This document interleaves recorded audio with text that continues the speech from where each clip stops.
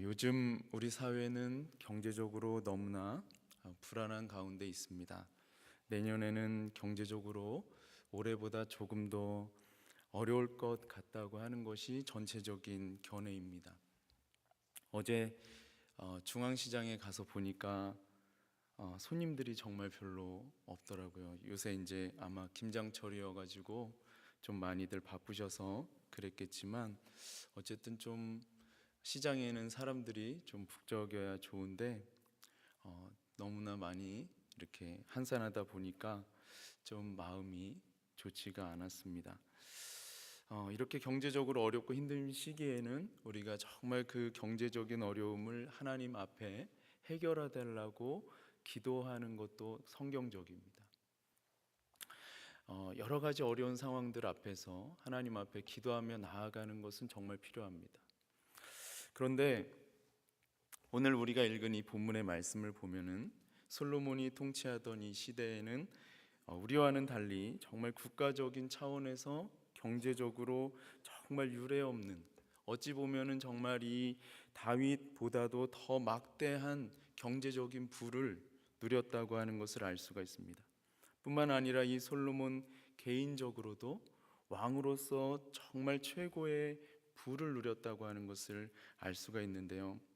솔로몬이 얼마나 큰 부를 누렸는지 오늘 말씀을 잠시 살펴보면은 먼저 이 20절에 나와 있는 것과 같이 한마디로 말해서 이 솔로몬이 통치하던 시절에는 은을 귀하게 여기지 않을 정도로 정말 부강함을 누렸습니다. 은이 얼마나 귀한 것입니까? 근데 그 은도 귀한 것으로 여기지 않을 정도로 정말 부강했다고 하는 것입니다.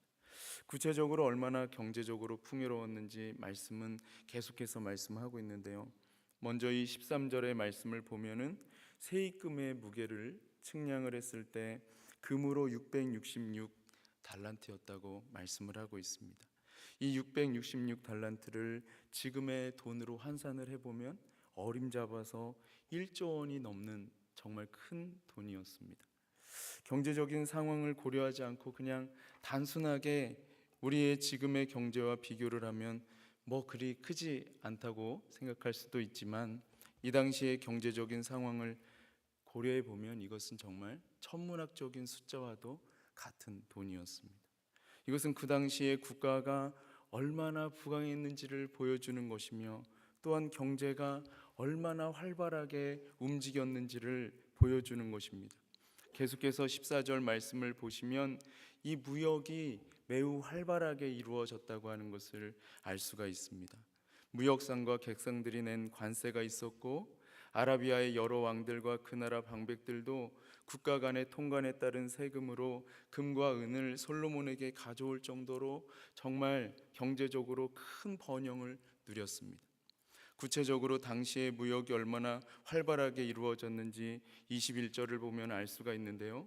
21절을 보시면 왕의 배들이 후람의 종들과 함께 이 다시스라고 하는, 그러니까 스페인까지, 서남아시아에서 유럽까지 다니면서 3년마다 한 번씩 이 다시스에 금과 은과 상아와 원숭이와 공작을 실어올 정도로 정말 활발한 해상 무역이 이루어졌다고 하는 것을 알 수가 있습니다.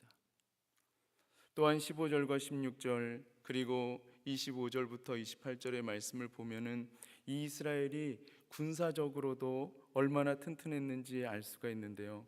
먼저 15절과 16절의 말씀을 보면 이 솔로몬이 통치하던 시대에 금이 얼마나 흔했던지 쳐서 느린 금으로 큰 방패를 200개를 만들었고요, 작은 방패를 300개를 만들었는데 이 큰 방패 하나를 만드는 데 든 금은 600세겔이었고 작은 방패 하나를 만드는 데 든 금은 300세겔이었습니다. 이것을 무게로 환산을 해보면은 3000세겔이 한 달란트이거든요. 한 달란트는 34kg입니다. 그러니까 이 300세겔이라고 하는 것은 3.4kg, 그리 큰 건 아니에요. 그리고 600세겔이라고 하는 것은 6.4kg입니다. 그러니까 이것은 정말 큰 방패는 아니었어요.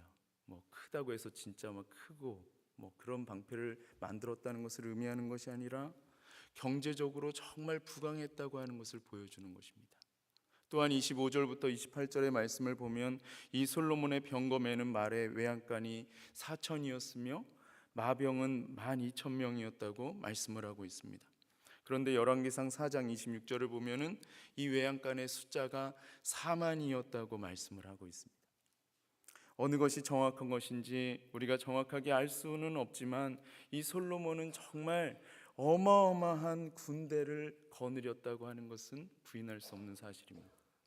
또한 솔로몬 왕이 통치했던 영역을 살펴보면은 이 솔로몬 왕은 유브라데로부터 이 블레셋 땅과 애굽 지경까지 모든 왕을 다 다스렸다고 하는 것을 알 수가 있습니다.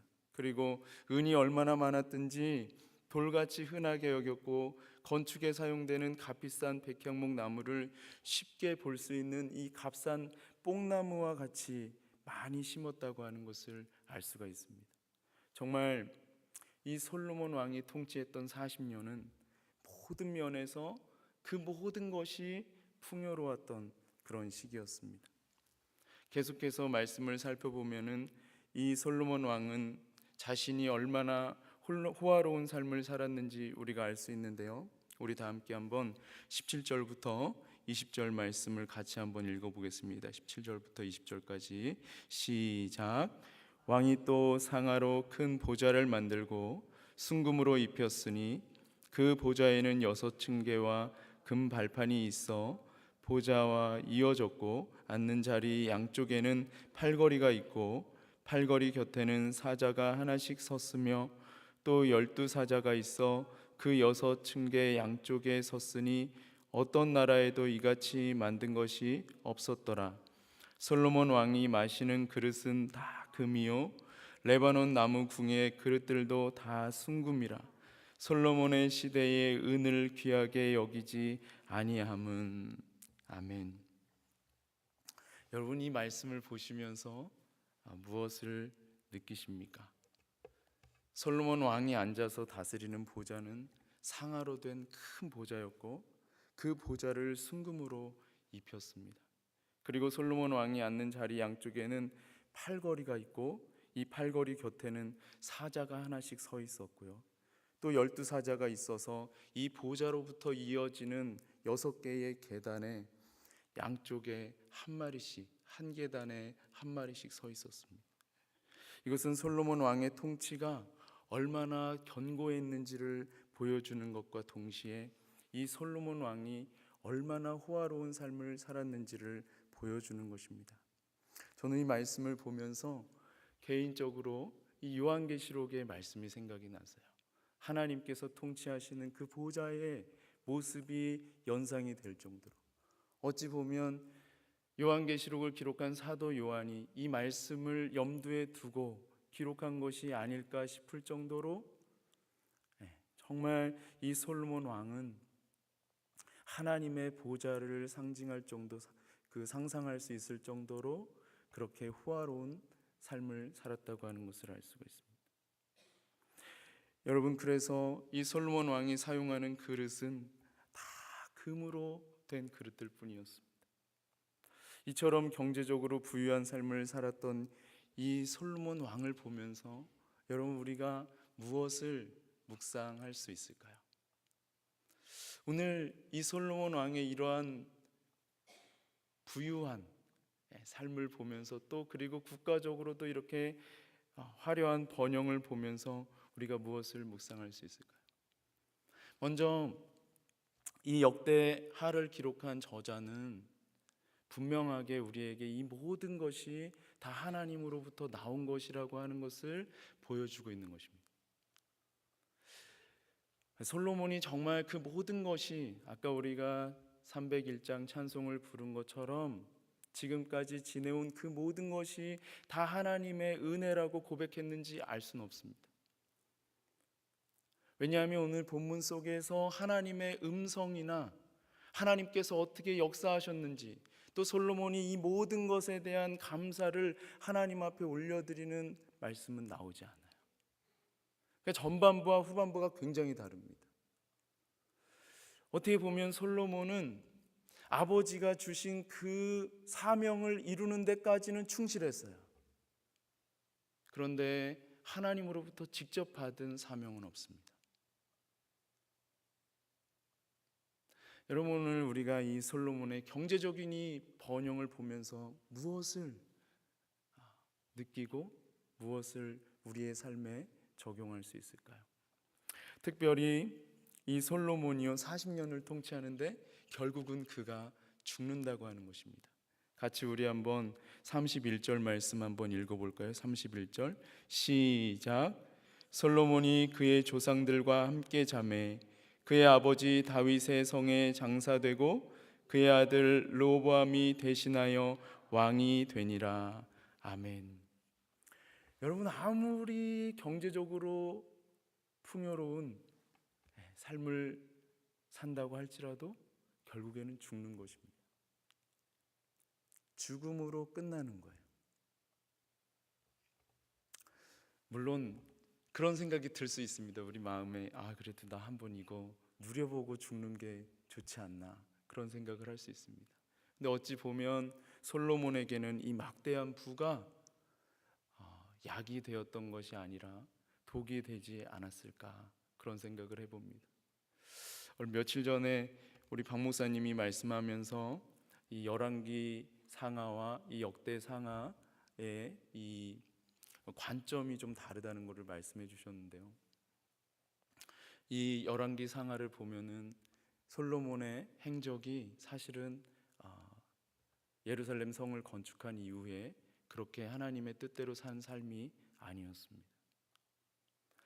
여러분, 경제적으로 아무리 풍요로운 삶을 산다고 하더라도 하나님이 없는 인생은 아무런 의미가 없는 것입니다.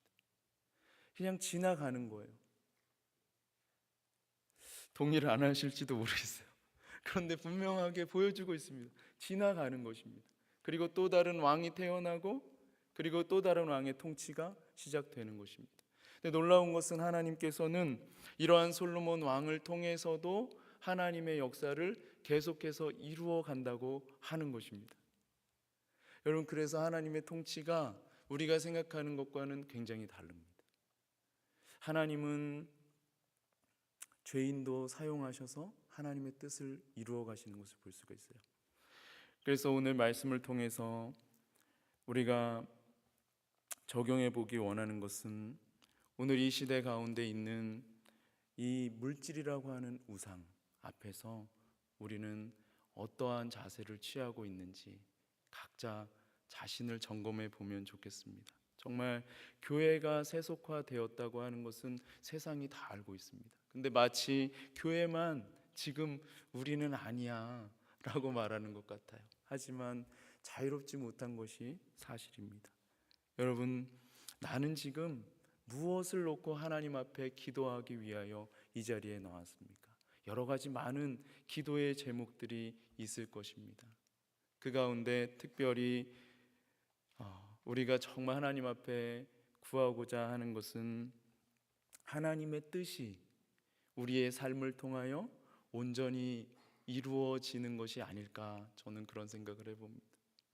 그것을 위해서 여러분 얼마나 기도하고 계시고 또 얼마나 실제로 여러분의 삶의 자리 가운데서 헌신하고 계십니까?